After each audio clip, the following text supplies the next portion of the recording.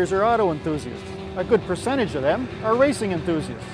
We're here today at the Canadian Tire Motorsport Park to take part in the GT Championships, so I can show you what's involved in auto racing. You're going to need three things: the car, safety equipment, and technique. Now you're going to need some performance equipment. By far the most important one is brakes. Street brakes just don't cut it at a racetrack, unless you're driving a Ferrari or a Porsche or a McLaren. So I went to the people at Neo Motorsports and had them install these special high-performance brakes. The other thing you can use is high-performance suspension. You want your car to handle well through all the high-speed corners. More important than your performance equipment is your safety equipment. Most of the safety equipment is mandated by the rules. It's governed by the series you're running in. I'm going to show you two types of safety. There's the safety in the car and the safety for the driver. Inside the vehicle, we have the roll cage, which is mandated by the rules. I went to a shop in Newmarket called CSC Racing, and they've been building these roll cages for decades. And you have your racing seat. And this is set in the rules about what type of seat you can use. There's also the racing harness. It's a 3-inch wide belt, and it's 6 points instead of 3 points like your street vehicle has.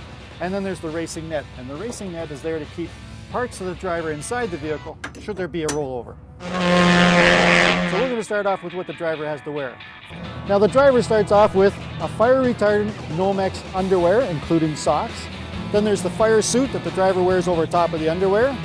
And there's the fireproof balaclava. There'll be fireproof shoes, gloves, and finally there's the helmet. And this year that includes the mandatory Hans device that's there to prevent serious spinal cord damage should the driver be involved in a serious crash.